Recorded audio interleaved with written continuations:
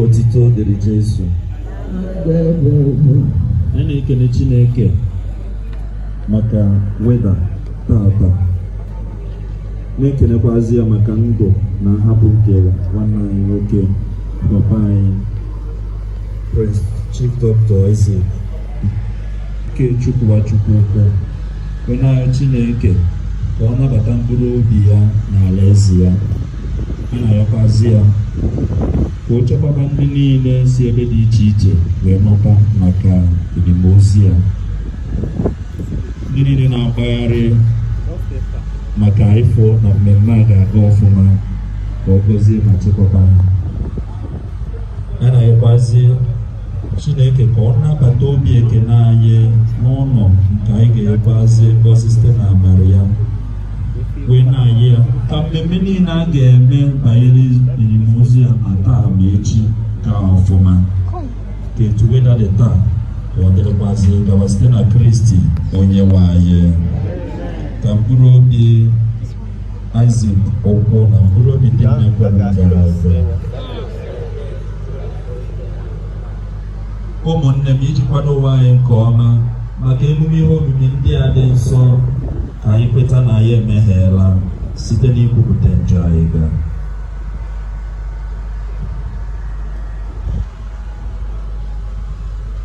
Onye zitere ịhụ obi chegharịrị echegharị, onye nwe anyị mee ebere.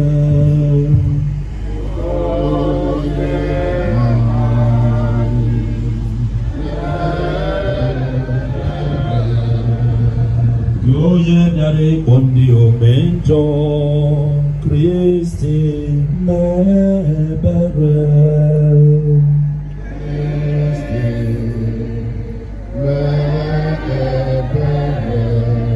Gị onye nọ n'aka nri na ịrịọtara ya rịrịọ, onye nwe anyị mee ebere.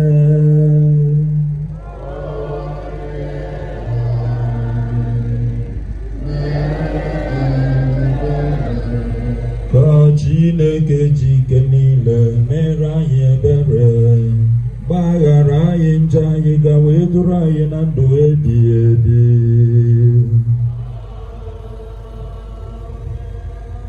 Ka anyị bịa rịrịọ. O Chukwu, nke ka ọ dịrị igosi ebere na mgbaghara mmehie, anyị ji umeala arịọ maka mkpụrụ obi odibo gị Prince Isaac Ukwu, onye isi n'ụwa nke a wee kpọrọ. Ahapụkwala ya ebe ma tie iwu ka ndị mmụọ ozi gị nara ya dubata ya n'ụlọ anyị nke dị n'ala eze eluigwe, ebe ọ tụkwasịrị nchekwube ya na gị. Ekwekwana ka ọ mata ụfụ nke ọkụ mmụọ, ma dubata ya n'aghụrị dị ebe n'eluigwe site na dị iwe n'anyị Jesu Kristi nwa gị, onye gị na ya dị ndụ na-achị na ịdịkọ n'otu nke mmụọ nsọ Chukwu site n'ụwa atọ ụwa niile.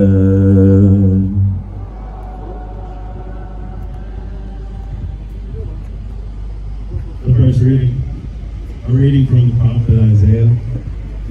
On this mountain, the Lord of hosts will prepare for all people a banquet of rich food. On this mountain, he will remove the mourning veil covering all the peoples, and the shroud enwrapping all nations. He will wipe away tears from every cheek. He will take away his people's shame everywhere on the earth. For the Lord had said so. That day, it will be said, "See, this is our God in whom we hope for salvation. The Lord is the one in whom we hoped.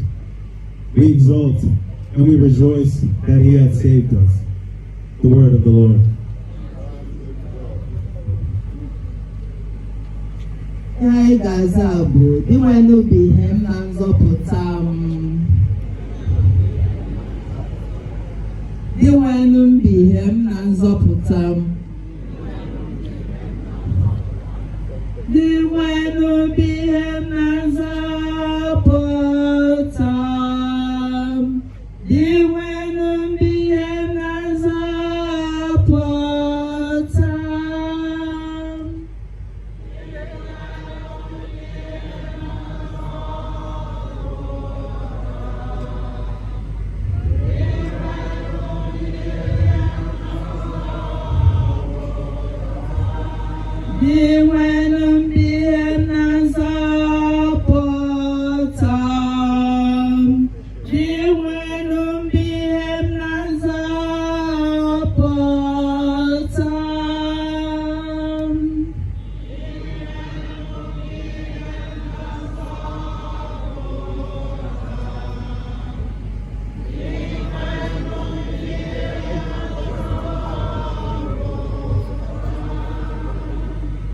The Lord is my light and my help.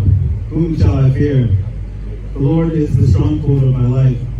Before whom shall I shrink?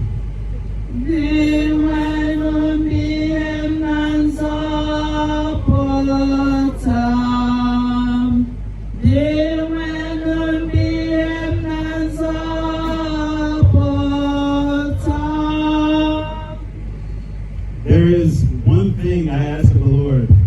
For this I long, to live in the house of the Lord all the days of my life, to savor the sweetness of the Lord, to behold his temple.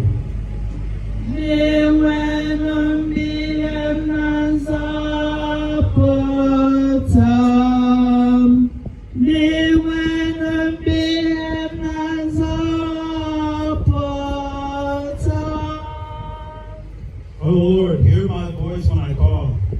Have mercy and answer. It is your face, O Lord, that I seek. Hide not your face.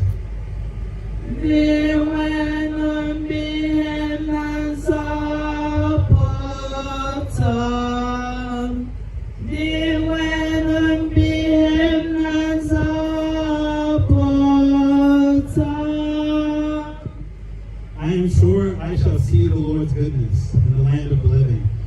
Hope in him. Hold firm and take heart. Hope in the Lord.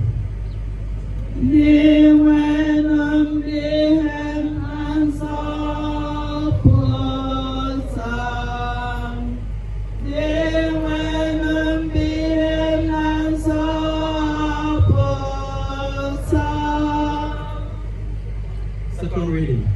A reading from the letter of St. Paul to the Romans. For none of us lives for himself, and none of us dies for himself. When we are alive, we are living for the Lord. And when we die for the Lord. And so alive or dead, we belong to the Lord. It was for this purpose that Christ both died and came to life again, so that he might be the Lord both of the dead and the living. Why then any of you make himself judge over his brother? And why does anyone among you despise his brother? All of us will have to stand in front of the judgment seat of God. It is to God, then, that each of us will have to give an account of himself. This is the word of the Lord. Hallelujah, hallelujah, hallelujah,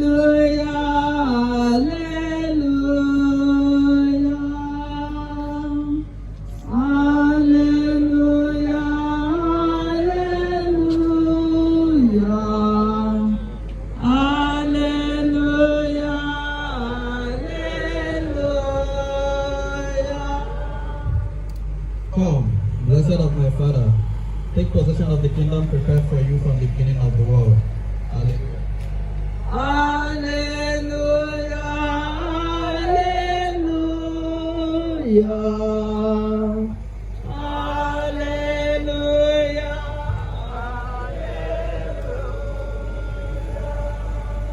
Onye nwanyị nọ elu nụ.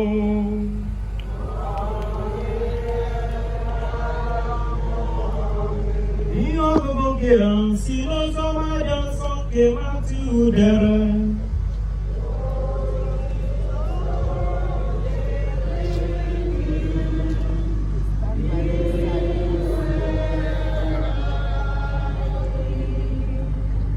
Ka Jesu hụrụ igwe mmadụ ahụ, ọ rigoro n'elu ugwu.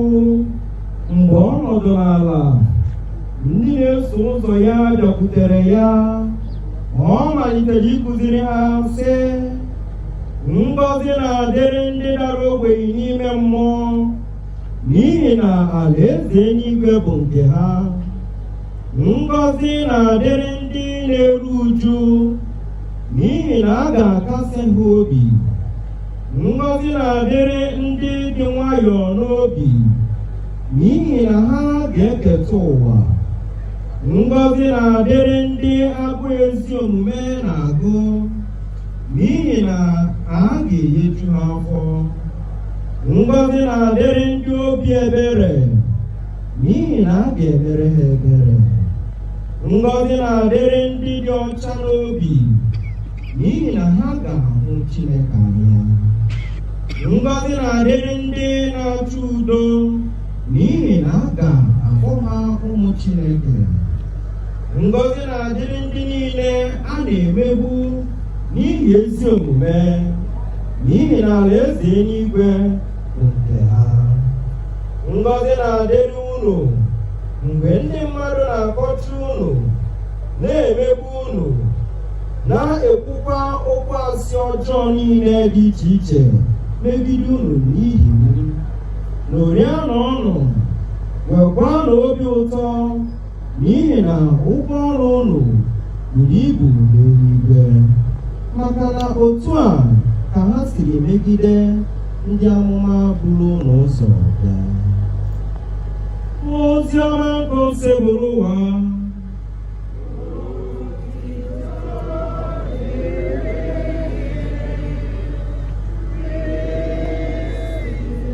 Ka anyị si n'ozi ọma ya nọkwata mgbe anyị nọkwata.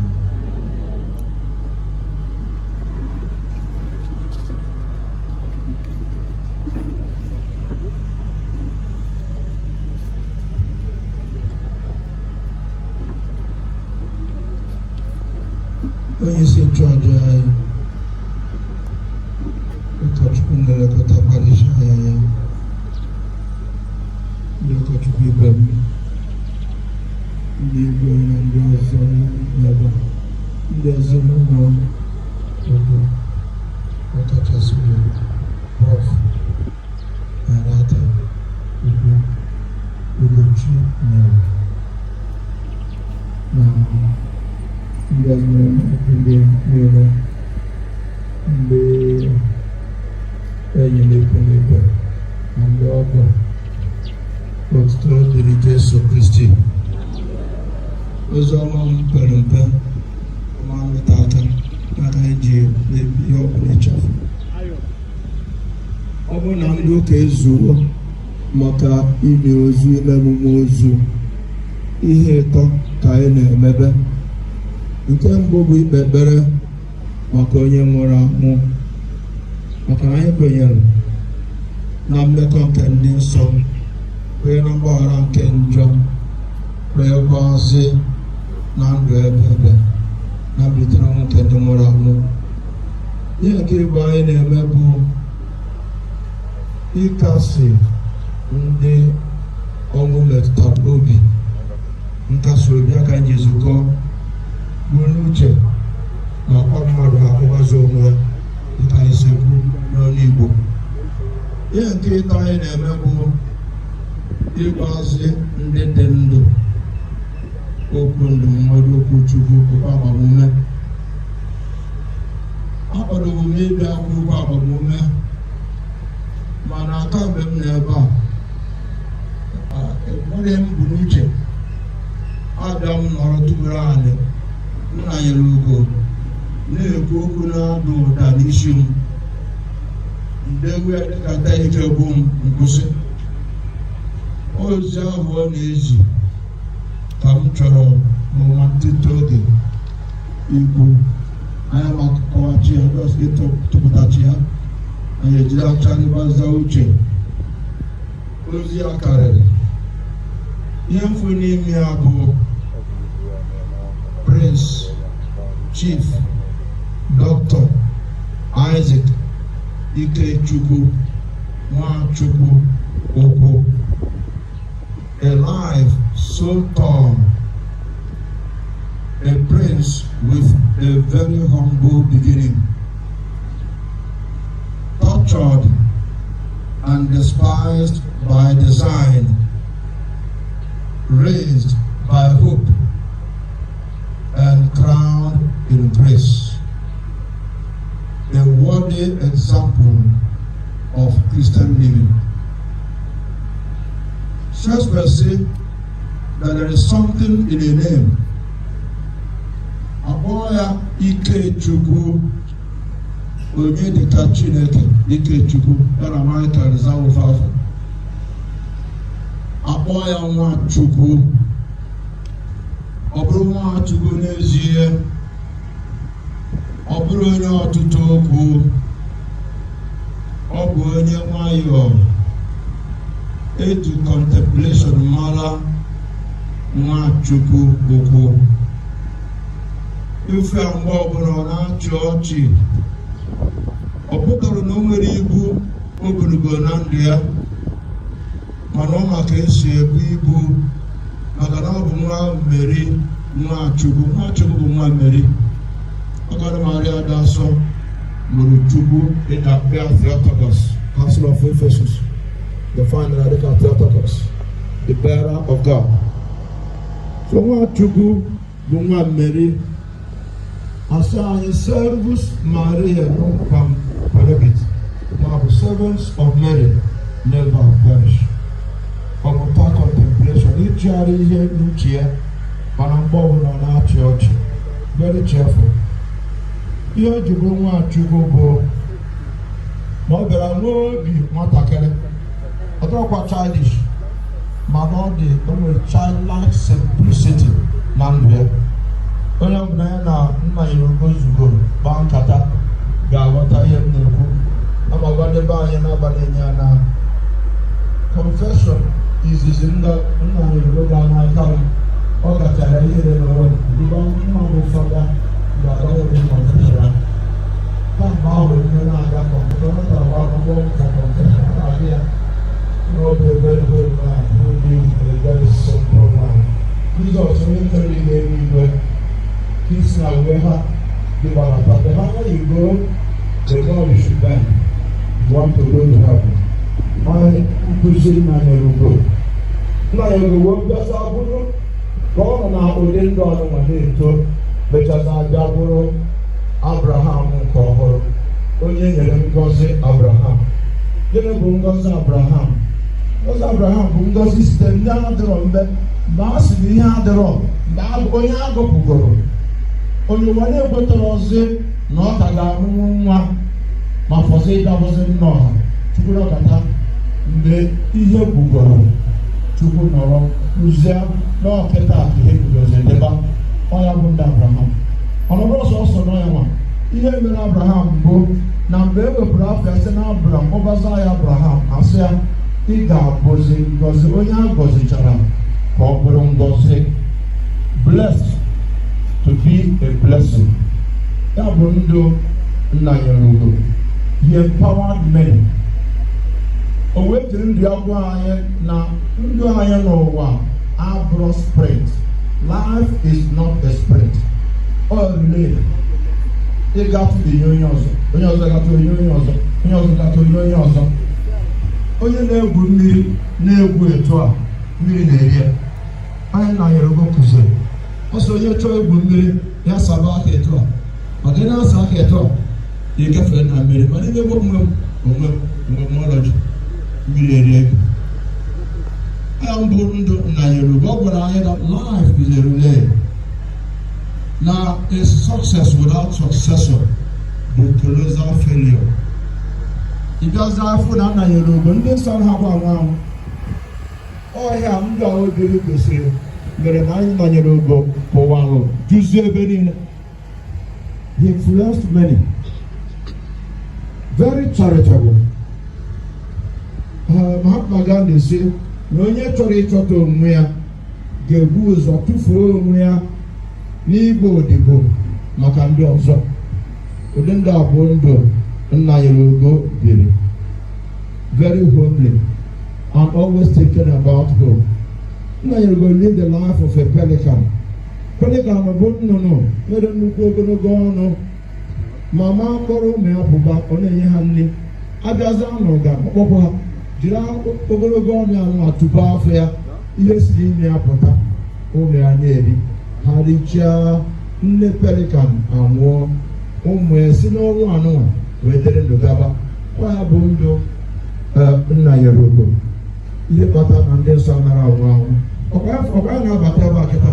Enwere onye ọbụla bụ onye abụọ ma ọ bụ onye gabataga onye abụọ na-eri ihe ọbụla bụ ihe si n'aka Nnayelugo. But ọ possible. Onye ọbụla bịara ebe a tata ritere uru n'aka Nnayelugo. Ụzọ anọ na afụga na abụ ụzọ Nnayelugo. Mmiri ọnwụ agọzi mmiri mbọsị edobere ya so adị m shọk onye debere ọ Nnayelugo ka ndị be anyị ndị be ha ọ bụrụkwa na nwere ike ibutere onwe ya ọhụrụ na-aṅụ mmiri kama ọ sị na ya ama aṅụ chefuo ndị ọzọ ka obodo niile nwee ike ịṅụ mmiri. A na-ekwu ndị o nyere ọrụ, a na-ekwu ndị o mere ha ribe nne n'ụlọ, a na-ekwu ndị ọ zụrụ n'akwụkwọ. A ma agwa ndị fara n'ebe ahụ maka na ọ sị na-ekwu n'okwu na aga m ebu ya tata mgbe ọ bịazi kwuo eziokwu so na ntị. Nnayelugo bụ onye bunye mụnwa one of the best cars m nyagoro in my life. Okwu ịtọ ka ọ gwara mbọsị o bunyere m ya. Ọ sị m fada, amen. Ọ sị m fada, keep to the principles of your priestly calling. Okwu nke mbụ. Nke bụ ọ sị m, God will take care of you. Chukwu ọ sị m jidesi ọrụ fada ike ihe ụka kpọrọ anyị asa emebe sibebi ya etu Chukwu si gwa anyị. Nke bụ ọ sị m na Chukwu ga-eleta m anya. And he made a thought statement, say, I will not leave you. And Nnayelugo did not leave me even for a moment. And even when he has left, he has not left me. It's not about living and then leaving you. He left and has not left me, telling me that is a sin for him. Saints don't die. And the impact of sins, the impact are immeasurable. Because the only valid measure of the measurability of real love is love's own immeasurability. That's the life of Nnayelugo. Very homely, thinks so, but ihe kachasị pụta na ndụ Nnayelugo. Ọ na-ekwu village, gaa na church, ebe ị ga-ebere wetu aka ihe Nnayelugo mere his influence. Ikwucha n'obodo, ị gaa n'ụlọ ụka, ị pụọ n'iro ndị ọ na-amarọ. Onye na-azụ ndị ọ na-amụrụ nri every month, at least I'm that one. I know about it. Ebe nke a ga-ebere kwubekwa mkwụsị. Mana ebe asị chịkọ ihe anụmanụ niile nọ n'ime Nnayelugo bụ Nnayelugo ọ bụrụ onye na-ebu ihe n'obi. One of my last encounters with Nnayelugo kụziere nwa bụ fada nnukwu ihe. Onye dị ndụ ebukwana iwe n'obi. Nnayelugo bụ onye na-ekposa ihe. Okwu ya n'obi n'ọga ya na-achụkwa ya na-achị akpawe ya na-achị akpacha ya onye kwupụta mmadụ gosi ozugbo forgiven. Ka mụtara ya onye na nwere etu esi agbagha amadọbere n'igwe ọ gaghị bụ ụzọ Jesu nyere anyị eji aga eluigwe. Ọ kọrọ akọ maka nwodu o si gbaghara anyị mmehie anyị dịka anyị si gbaghara ndị ọzọ mehere anyị wee si ihe ọ pụtara bụ na ọ bụrụ na anyị agbaghahụ na agbaghara anyị. Ọkọsị akwụkwọ m odibo onye agbaghara ọ bịajiri onye ọbịa ya n'ọkụ ọ sị nna anyị nke nọ n'eluigwe ga-eme anyị etu ahụ ma ọ bụ na anyị so n'ime obi anyị gbaghara ụmụnne anyị mmehie ha meghere anyị. Ihe ọ pụtara bụ na confession niile anyị na-aga na ndụ anyị gacha agbaghara anyị na ọ bụrụ na o nwere ofu onye anyị ka ji na-agbụ maka na anyị enweghị mgbaghara n'oge ikpeazụ na a ga-achụkwakwu ya chi anyị ya n'iru anyị atawa afọ maka ya. Anyị kọpụtara Nnayelugo bụ onye nwere ezigbo obi mgbaghara. Obi mgbaghara na-enyekwa aka inwe mmetụta isi I'm sorry. Maka o nwere two sides ndị gbasara mgbaghara. I'm sorry and I am forgiven. Nnayelugo bụ nnukwu onye nkụzi. Ihe kachasị chịkwa ndị ọzọ bụ umeanị. Ọmụmụ onye na-ebe afọ n'obodo Nnayelugo. First, I enter the bag of Nubi. You cannot meet Nnayelugo and you do not know how to define humility. Ọ pụta ihe ihe niile gbasara ndụ ya. Ọ na-adị nsọ nwaanyị. Gakwa mkpazụ onye Chukwu bịa gọzie nye ezigbo nwaanyị. Ine Nnayelugo anya, ine nwunye Nnayelugo anya efu Nnayelugo. Ine ụmụ ya anya efu Nnayelugo. Ine ndị niile Nnayelugo metụtara aka site na ndụ ya efu Nnayelugo. Nnayelugo nwụrụ anwụ. Okwu ya okwu a na-ekwu tata abụrụzi maka Nnayelugo. Ihe ga-eme tata n'echi na nwanne echi anyị ga-afụ ha bụ weda obi. Onye makwa ezo mmiri bịa zụọ onye echi ọzọ ya taa zụọ ya nwanne echi. Nwanne bụ igwe bụ dike ọ bụrụ ịkazi eluigwe iji gosi na eluigwe so anyị. Mgbe a gara igwe nata Nnayelugo na airport o nwere ihe merụ ndị nọ n'akụ n'oge mmasị na mmiri anaghị ezo mmadụ na-agbaba n'ime isi anọ nna anyị dị asọbịa nna anyị dị asọbịa ife dị grace ife nọ blessed ojugbo weta abụọ ga-ezigbo maka na onye nsọ anago ịnwa na onwe gị ndị ndụ ị na-akwadokwa maka echi. St. Philip Neri said, that man, and that woman is a fool who does not prize above all things the salvation of his soul, or the salvation of her own soul. Nnayelugo has been judged. All the barrier, anywhere the barrier, also more the barrier, even the barrier. Nnayelugo has been judged. What do you know about? Nnayelugo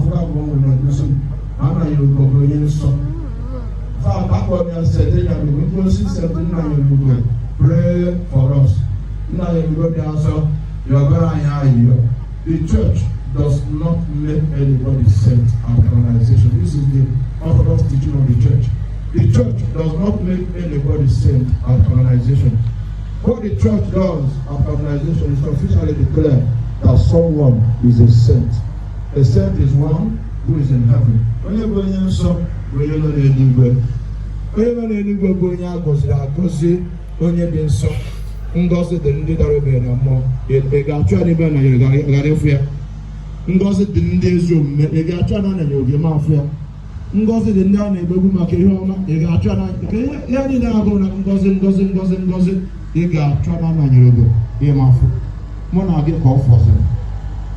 Na mgbanwe ndụ anyị ka nwere olileanya. Ndụ anyị bụ ndụ ọchịchịrị. O si na ọchịchịrị nke afọ udiri anyị duba anyị na njedebe ọchịchịrị nke ini. Ihe nọ n'etiti bụ ohere mụ na gị nwere. Is a life, a pilgrimage that starts from the darkness of the womb and has its termination in the darkness of the tomb. What lies in between is the opportunity that you and I have.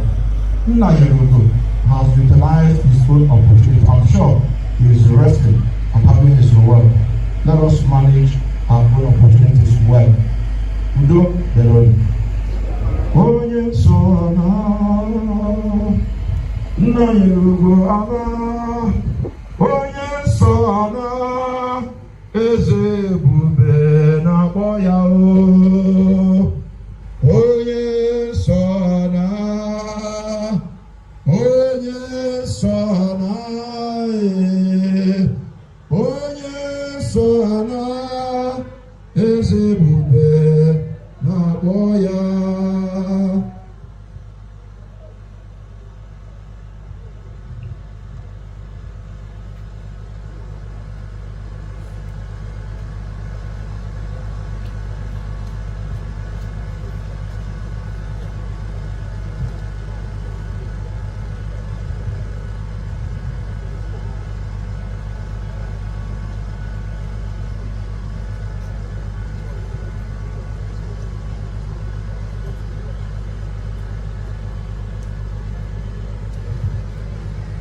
Calculator but I better than the plan. No plan. Very high Gaza. I will know where that was so. What could you like to do? Hey there, baby. Let's now little when I walk in.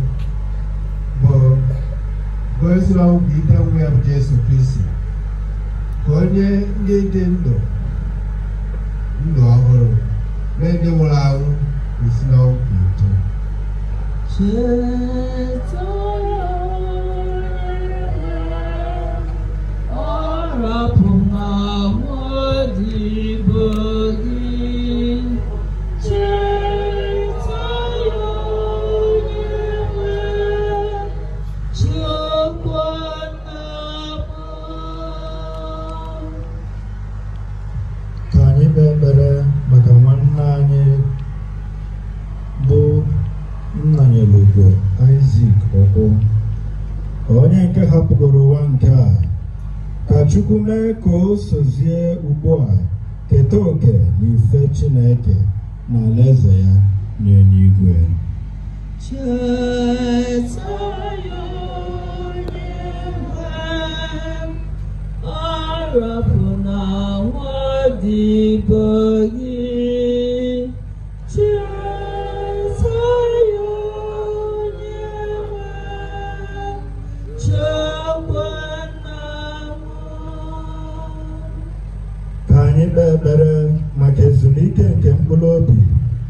ndị ezinụlọ anyị, ndị ikwu na ibe anyị, na nke ndị na-emere anyị ọgọ, ka Chineke kwụọ ha ụgwọ dịrị ezi omume ha. Cheta ya onye nwe, arapụna nwaodibo gị. Cheta ya onye nwe, chekwana m.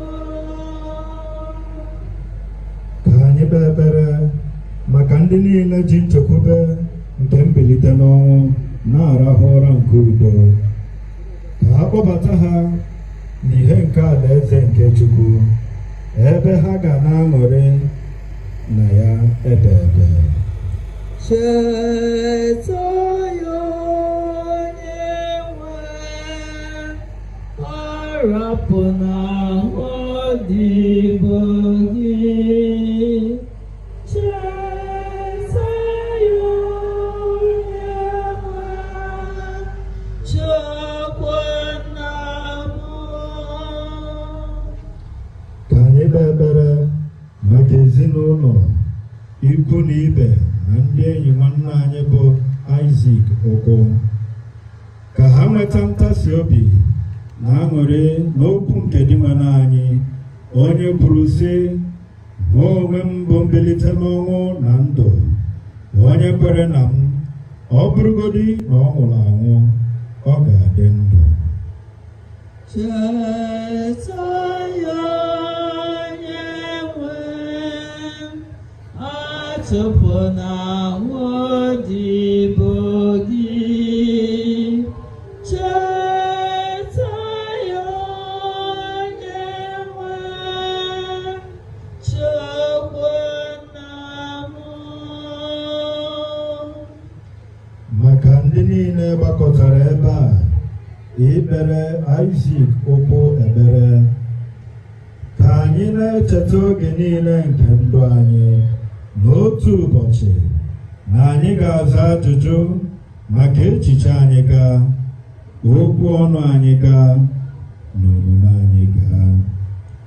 Cheta ya onye nwe, atụpụna nwaodibo gị. Cheta ya onye nwe, chekwana m. Maka ndị niile nọ n'akwa ọrịa na ndị ọzọ nọ na nsogbu dị iche iche, ka Jesu Kristi onye jupụtara n'afọ ọma n'ebe ndị ọrịa nọ, gosi ha ebere ya, nye ha ngọzi niile nke si n'eluigwe, bịazie nyeghachi ha ike ahụ na nke mkpụrụ obi. Cheta ya onye nwe, atụpụna nwaodibo gị. Cheta ya onye nwe, chekwana m. Ka anyị hụnatazie isi gbakwunye mkpa ndị ọzọ na-akpaghasị anyị.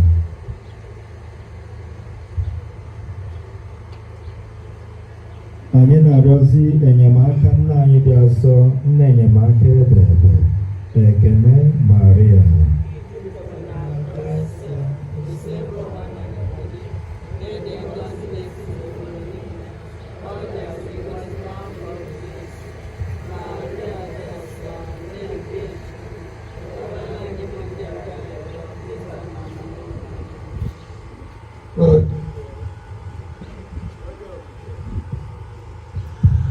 O Chukwu, onye okike na onye nzọpụta nke ndị niile kwerenụ gara aga, nye ha mgbaghara ndị njọ niile site n'ekpere anyị, nyekwa ha mgbaghara nke ahụ, ka ha kwudosi ike na gị, gị bụ onye dị ndụ na-achị ebighị ebi ebighị ebi.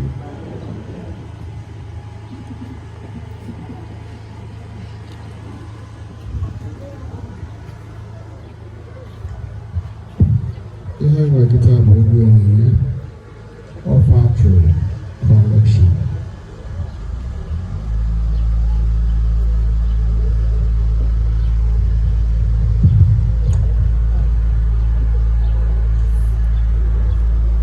Kene Chineke jaya mma, ekene ịdị mma,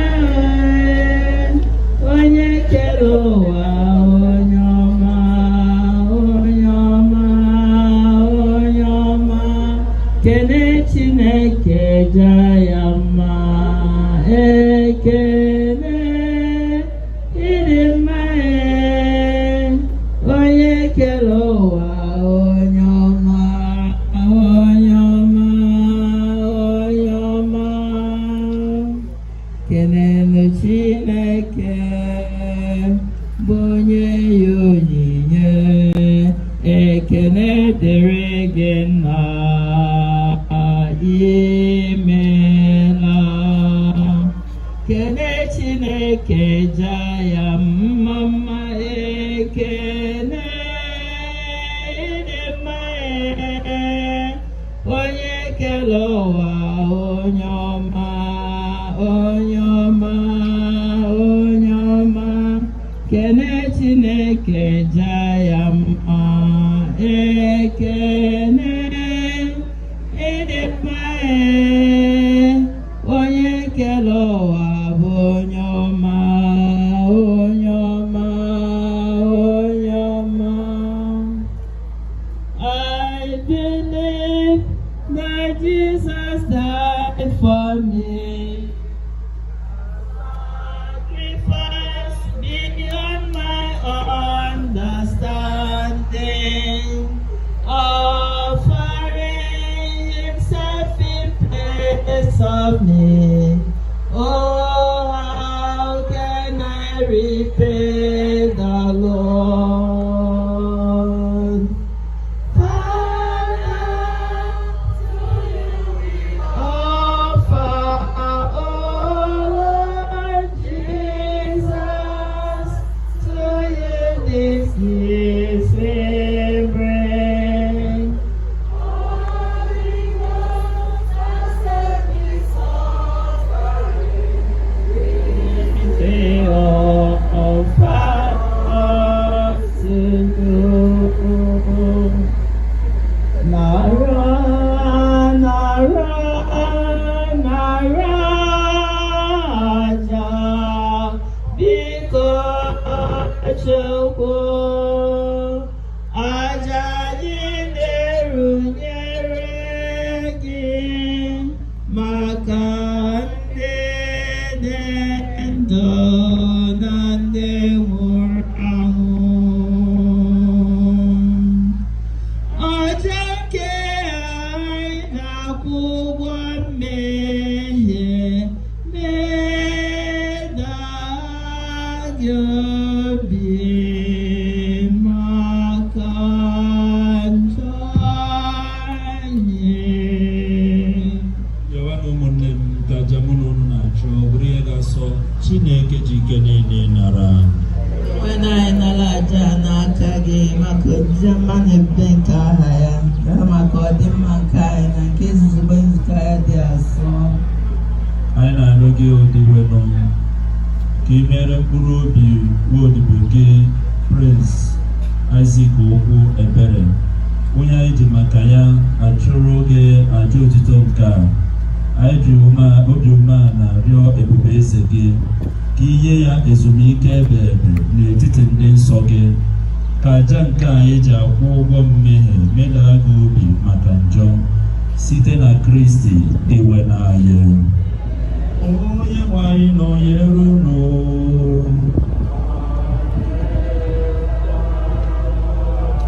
Weleta n'obi unu elu.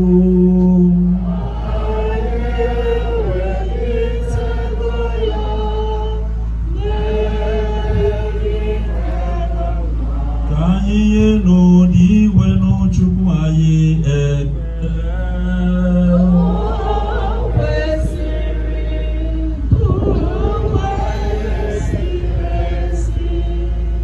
kwesịrị ezi bụrụkwa eziri ezi ọrụ dịrị anyị na nzọpụta anyị, na anyị ga-ege ekele oge niile na ebe niile dịwenụ o nna dị nsọ, Chineke ji ike niile onye dị ụwa tụ ụwa site na Kristi iwe n'anyị.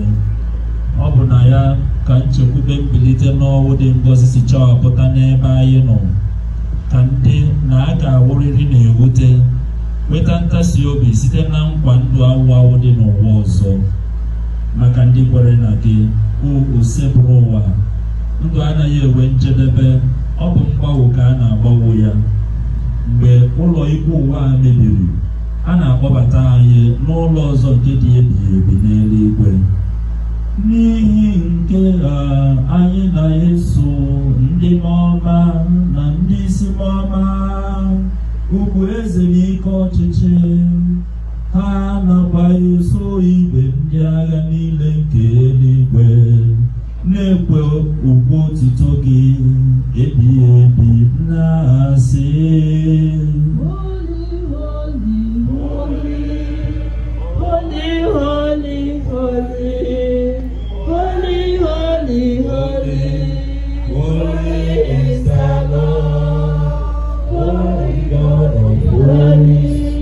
Heaven and earth are full of your glory. Holy is the Lord. Hosanna, Hosanna, Hosanna in the highest. Blessed is He who comes in the name of the Lord. Worthy is the Lord. Hosanna, Hosanna, Hosanna in the highest. Ịdị isi ezi dịwenụ bụrụ isi nke adịmansọ ọbụla. Ya mere anyị na-arịọ ka ị na-oyiye ndị a nsọ site n'ịkwụkwasa ha mmụọ gị, ka ha wee ghọrọ anyị ahụ na ọbara nke onye nwe anyị Jesu Kristi, onye mgbe o kwetere ihe n'ahụhụ ọnwụ were achịcha ka ọ na-enye ekele nyawa ya, nyekwa ya ụmụazụ ya, na-asị, naranụ nke a, rienụ ya unu niile, nke a bụ ahụ m nke a ga-eduru ya maka unu.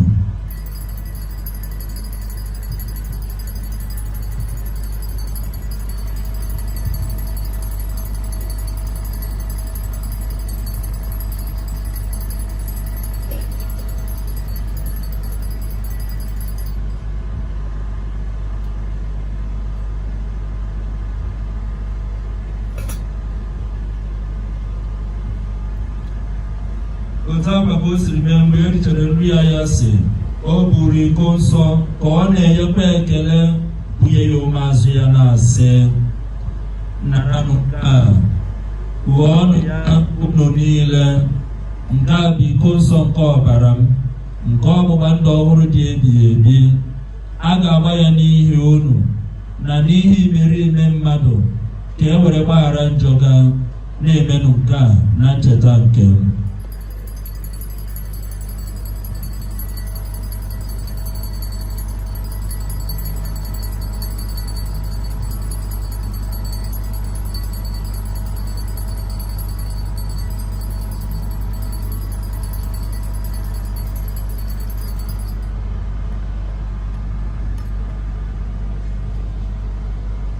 Ihe obibi nke okwukwe anyị na-ekwusa ọnwụ gị, na-ekwusa mbilite n'ọnwụ gị, egume mgbe niile ị ga-abịa. iwenụ ebe anyị na-echeta ọnwụ na mbilite n'ọnwụ ya, anyị ewunyere gị achịcha nke ndụ na iko nsọ nke nzọpụta, na-enye gị ekele n'ihi na ị gụnyere anyị na ndị tosiri ịkwụrụ n'ihu gị na-efe gị. Anyị ji ume a na-arịọ ka anyị bụdị na-eketa oke na ahụ na ọbara Kristi, bụrụ ndị a ga-egbokọba ọnụ site na mmụọ nsọ.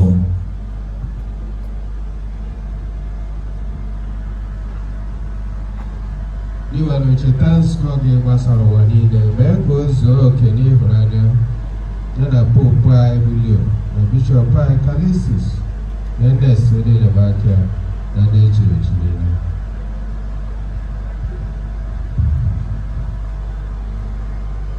Iwere cheta odibo gị Isaac Ugwu, onye isi n'ụwa mkpọrọ ka ọ bịakwute gị,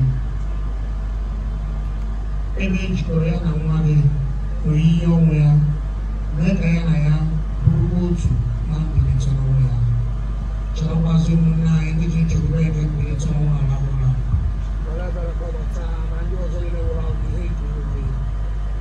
anyị na-arịọ oke ime ka anyị ebere ka anyị soro Betmaria dị ngọzi na Ikechukwu nakwadosa ndị ngọzi bụ di ya, ndị apọstụl na ndị nsọ niile ndị mebuchiri kemgbe ụwa tụrụ keta ndụ ebighị ebi. Ka anyị sorokwa ha na-eto gị na-edo gị ebube site na Jesu Kristi nwa gị.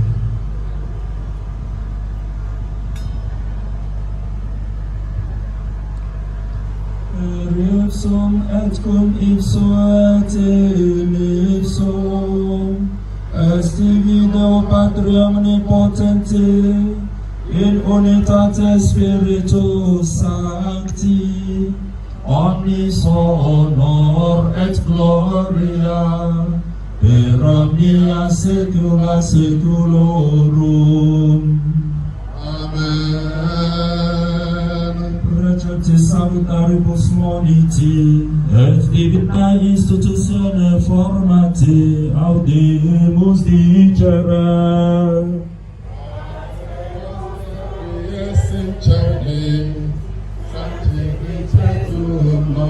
Momentum Advenia regno tuo, quia voluntas tua, sicut in cielo et in terra. Amen. Nostrum quotidianum da nobis hodie, et de vita nostra, sicut et nos dimittimus debitoribus nostri, et nos inducas in tentationem, sed libera nos a malo. Zọpụta ya anyị na-arịọ sepụrụ echi ihe niile, were ebere ya udo n'oge nke anyị site n'ihe aka ebere gị ka a zọpụta anyị na njọ oge niile. Anyị ewere gbanahụ nsogbu niile, were nchekwube dị nsọ na-atụ anya maka mbịaghachi nke onye nzọpụta anyị Jesu Kristi. Onye nwe anyị Jesu Kristi, ị gwara ndị apọstọl gị, udo ka m na-ahapụrụ unu, udo nke m ka m na-enye unu, elekwala anya na njọ anyị gaa, kama na okwukwe nke nzukọ gị. Nye ya udo na ịdịkọ n'otu bụ uche gị siri chọọ, gị bụ onye dị ndụ na-achị ebighị ebi ebighị ebi. Udo nke ose bụrụkwa dịrị unu mgbe niile.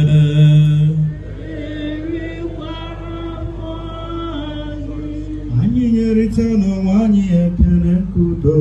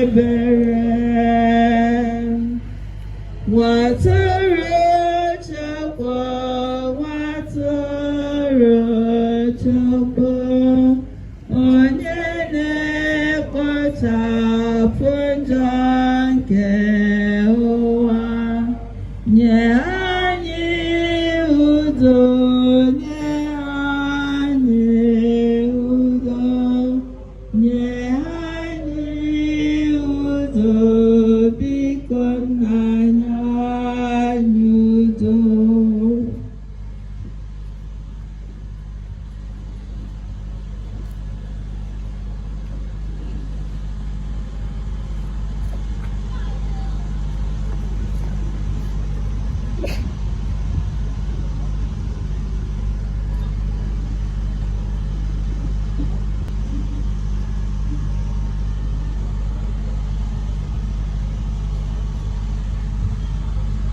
Lee nwa atụrụ nke Chukwu, lee onye na-ekpochapụ njọ nke ụwa.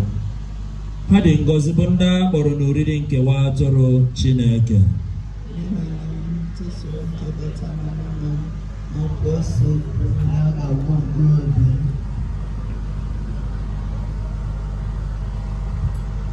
Anyị tupu atụ oriri asọ anyị maka inye aka.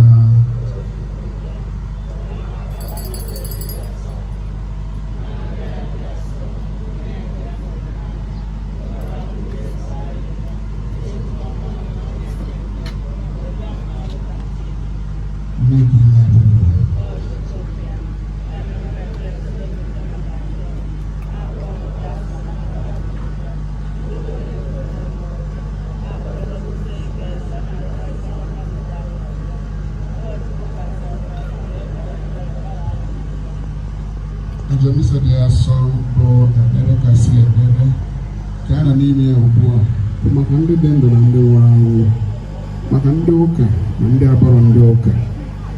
Ma ịnatazi oriri bụ sọsọ ndị Katọlik bụ ndị kwadoro onwe ha n'omenala nke ndị Katọlik.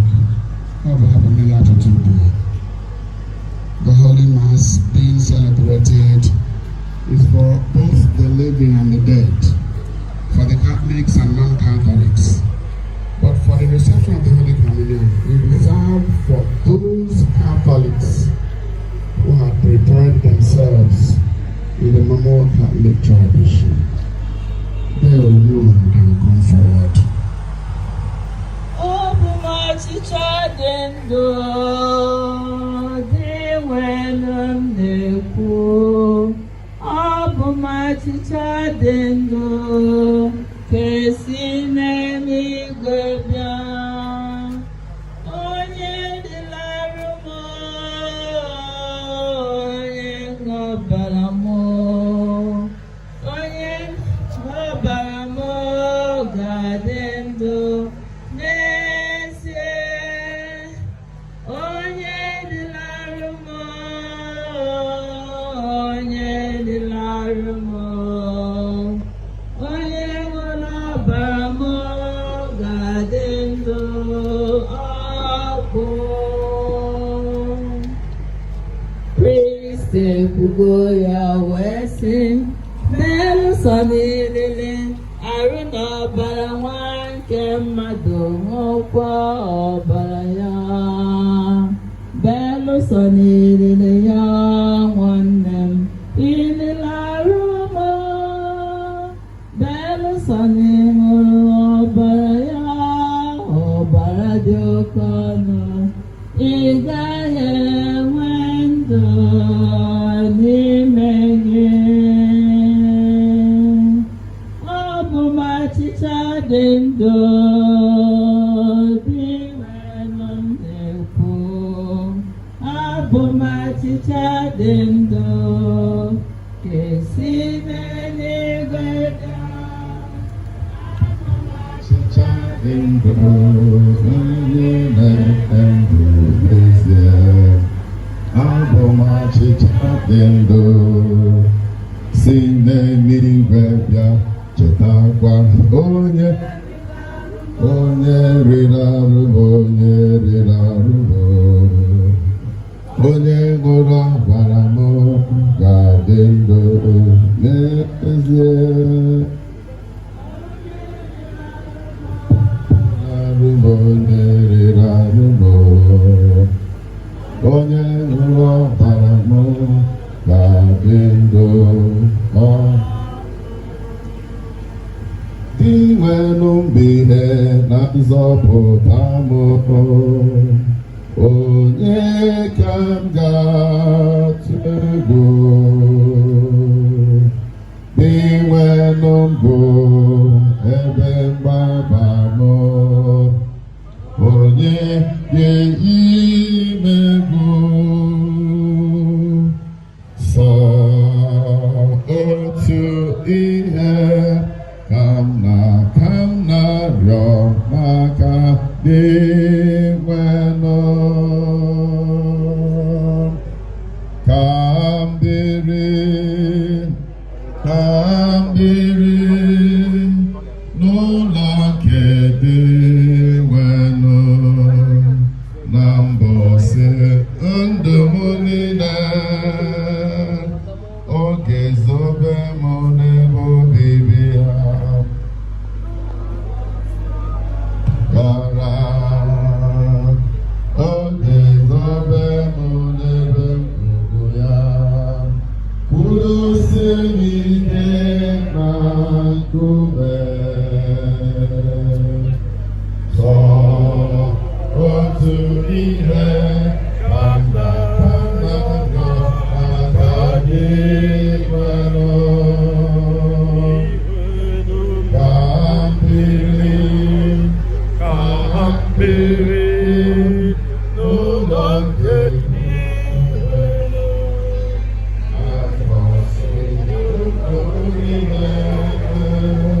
otito dịrị na nwa na nsọ n'ụwa tụa niile otu ihe ka m na-arịọ n'aka dị nwenụ ka m biri n'ụlọ nke dị nwenụ na mbọsị O sacrament most holy, O sacrament divine, all praise and all thanksgiving be every moment done. O sacrament most holy, O sacrament divine, all praise and all thanksgiving be every moment done. O sacrament most holy, O sacrament divine, all praise and all thanksgiving be every moment.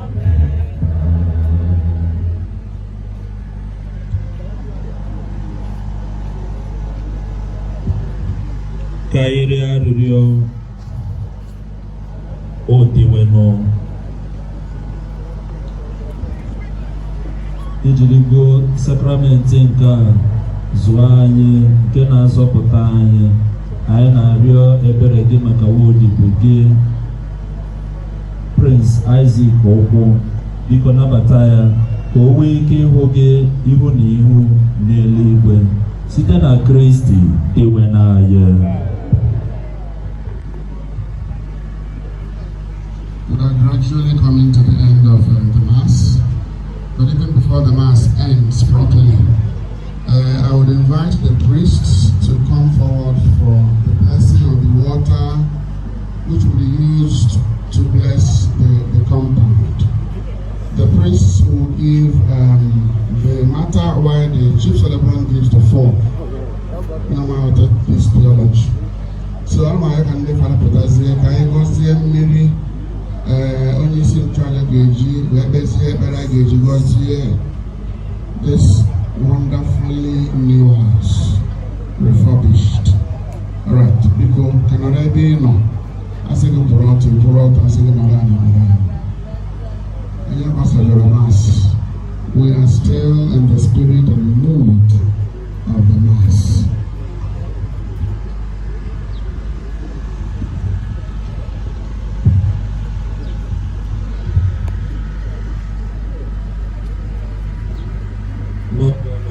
Almighty, you are the source of all life.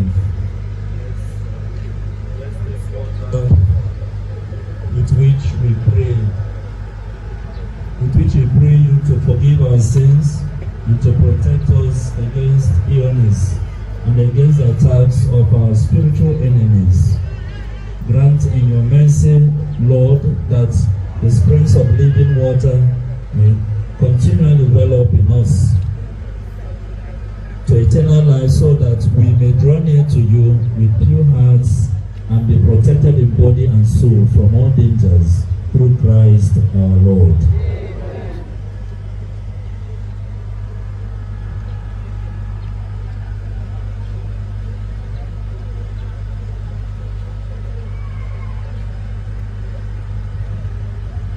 We humbly pray you, Almighty God, mercifully to bless this salt which you have created through the prophet Elisha, and to be cast into water to make the foul water wholesome.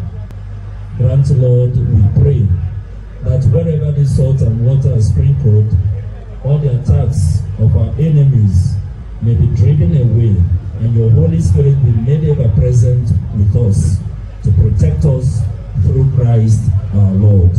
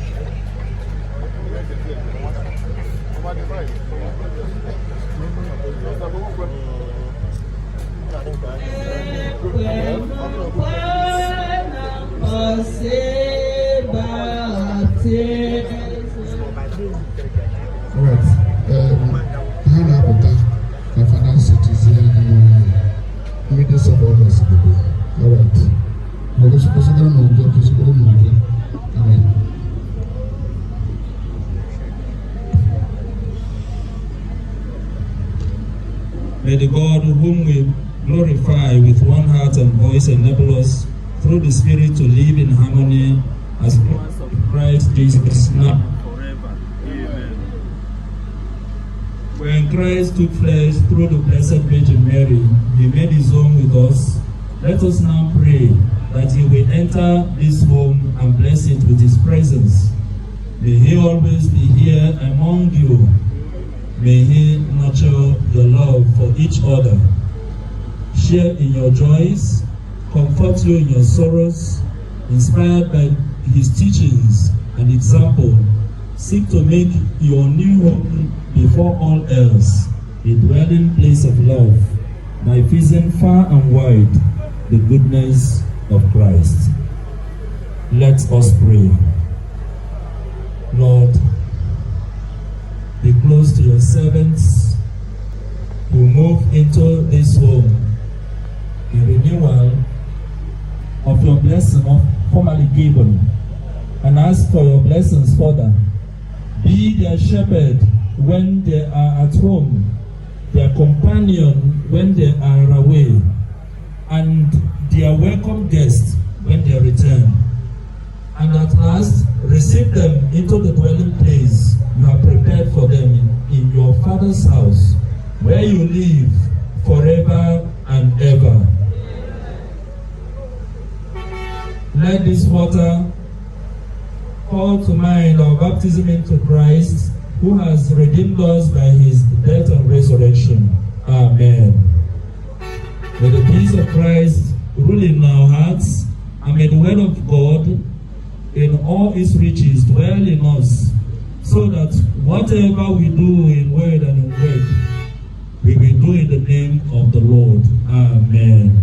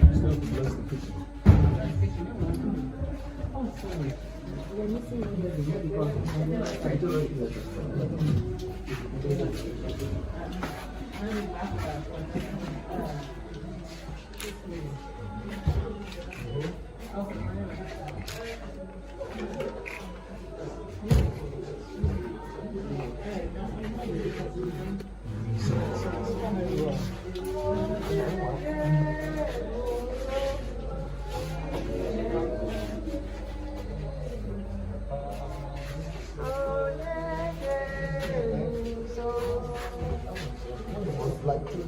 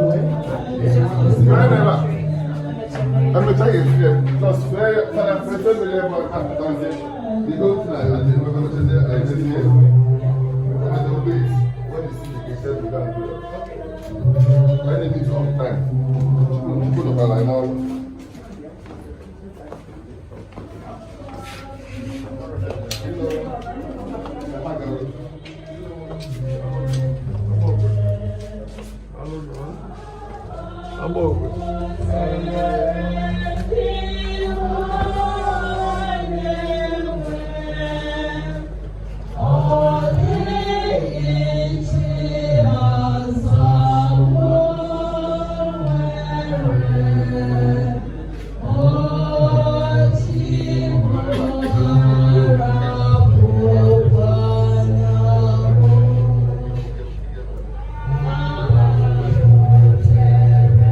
Thank you.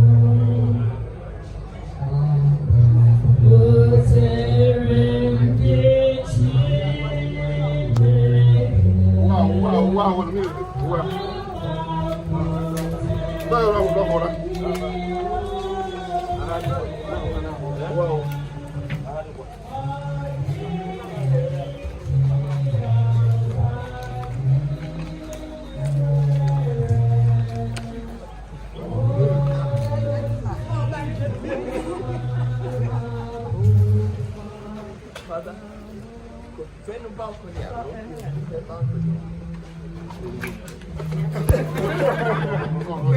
Alguém falou isso, pegou no Zayn.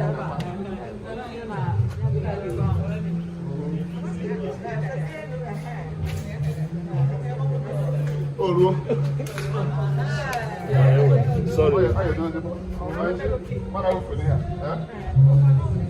I'm looking. No, I'm let me go.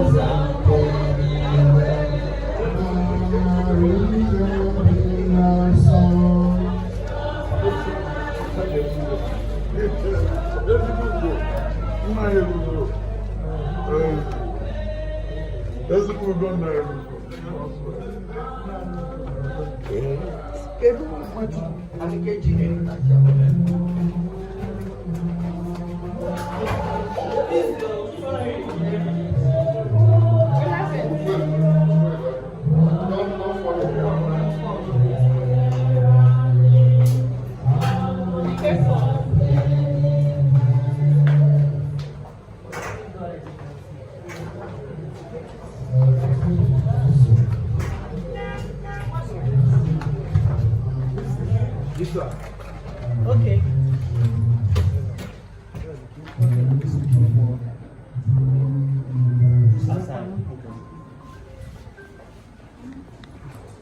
Yeah. After, come. This tap is on. Try to find out. Did you turn it off?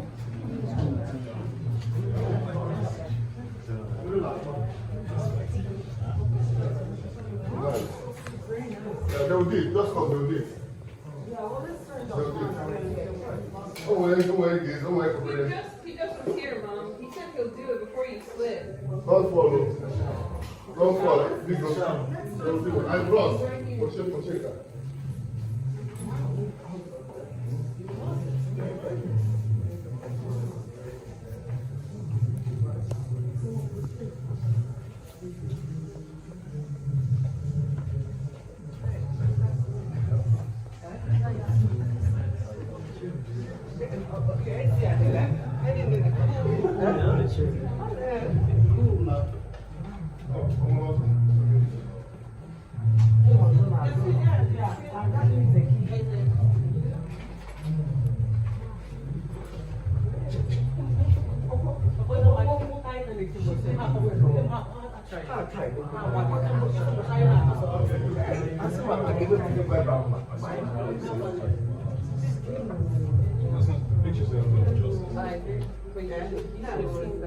Before I know.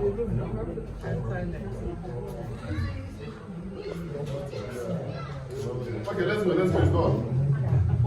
Auntie, it's done. Let's go. Okay.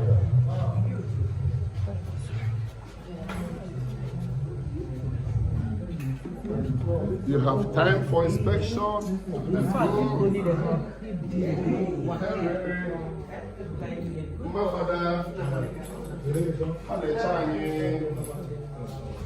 Nice. Congratulations.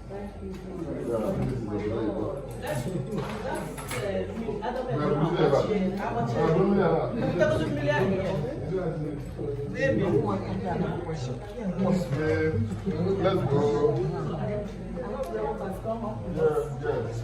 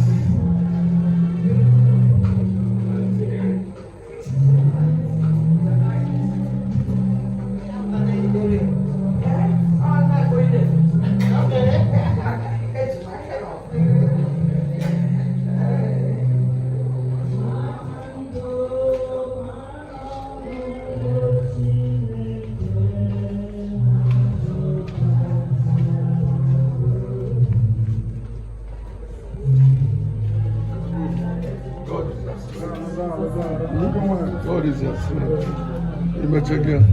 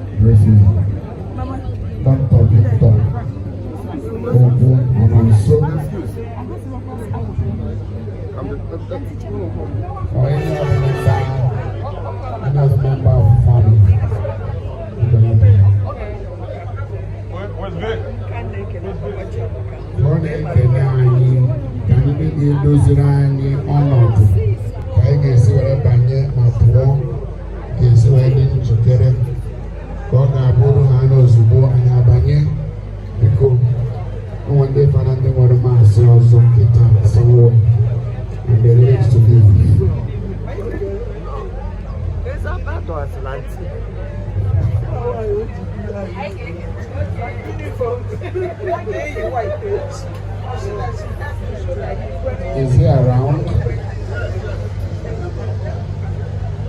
All right. People can Victor can Canada in the Mafaha. Campus of Kenendo Ikechukwu, the chief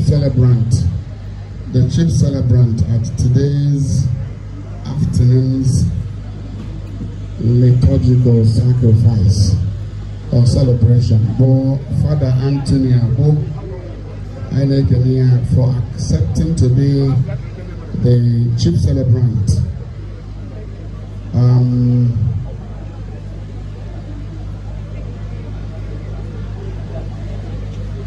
I make a Otutende Father Nnayelugo and the Cananos. All right, Victor here. Snapping.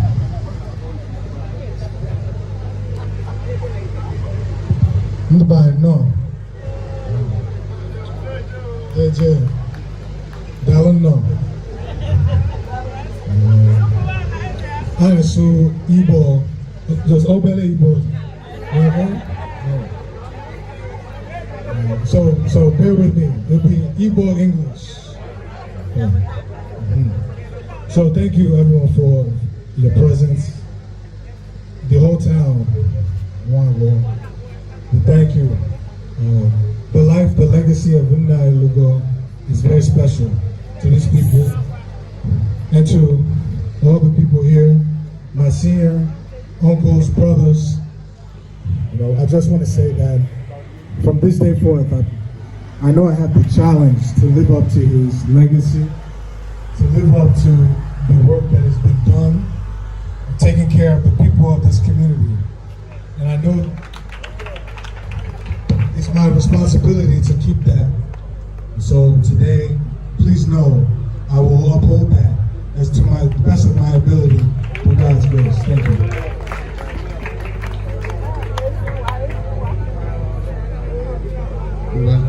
Anyị na-ekele Victor.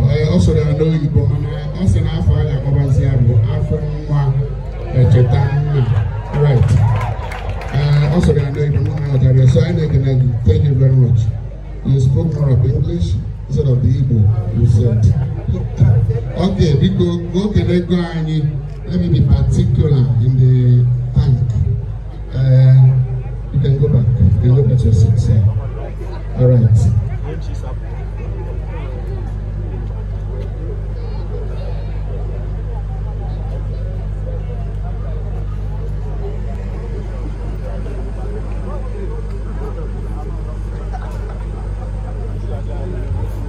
Biko ọ sị na adịsị akịta na a ga-eje nene nwanne anyị ebe ndị ole nwere ike emechi ati emechi. Alright. Biko ka m kenego m the chief celebrant Father Anthony Abor. Ana m ekele ndị fada niile. Our elder brother Father Ikechukwu Nwachukwu is here. O tosiri ịbụ the chief celebrant mana ọ gwara ya anya mara na ọ ga-abịa. And we have to do appointments of those who will do the liturgy before coming. So, we go with that. All right. I'm going to one of the former parish priests. All of them will come tomorrow. We invited them. So when you give them that, very Reverend Father Anthony Ugwu Ukwu Ata. Whatever I'm again, alright. And I can ndị fada niile n'ebe a, ndị Abor, ndị ebe dị iche iche. Anyị na-asị ha nnọọ na be ha na be anyị. Ndị sister be anyị, anyị ekele unu, thank you very much. But we single out for Sister Paula Onodingene, who was the one-man choir. My sister, thank you very much.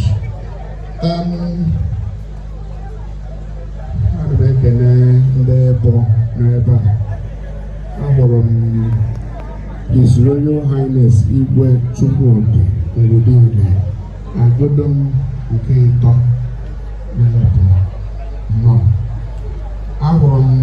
His Royal Highness Igwe Pascal Achike Honorable the Ojaliwa the Ojaliwa Kingdom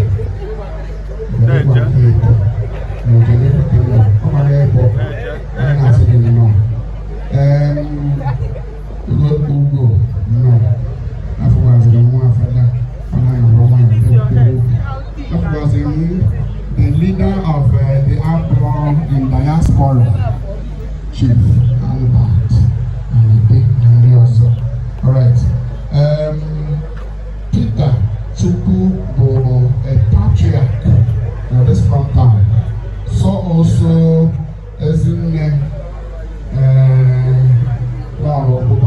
matriarch of our time and of this front town.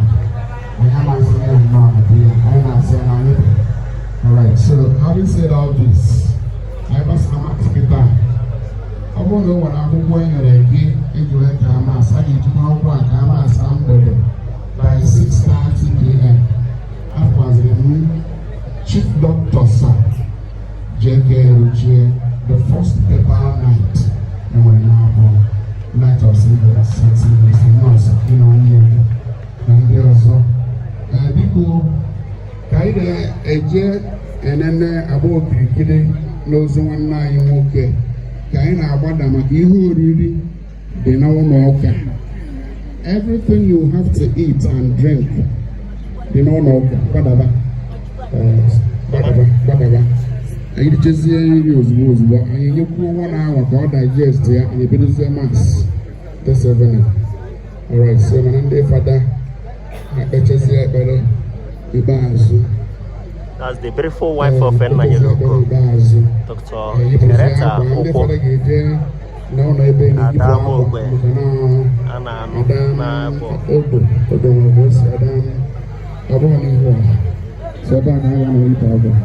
So having said all this, I'm very sorry. Very good. Amanda, all right.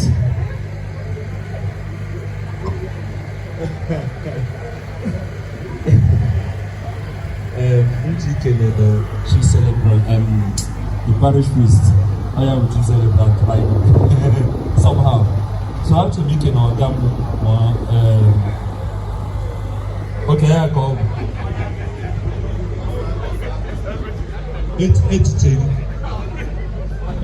Ana making Father Stanley mmadụ echesi ịhazi ihe niile otu o si wee dị bụkwazịrị na-esonyere anyị na Amokwe TV, gbaa mbọ fụ na you click the subscribe button and notification so that you can get the burial update. Maka na I meche ebe a ga-agbara St. Peter's continue ebe a kwụsa.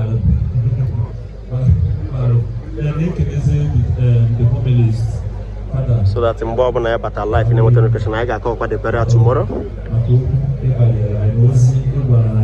We'll continue to be here till the Thanksgiving.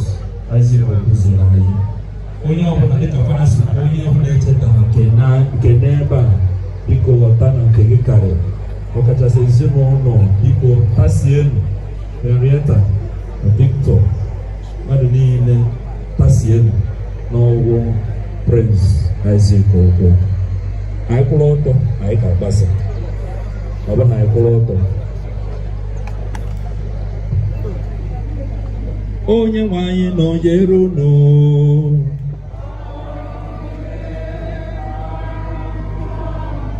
Ka Chukwu ji ike niile gọzie unu, Nna na Nwa na Mmụọ Nsọ. Nawamu misa busigo.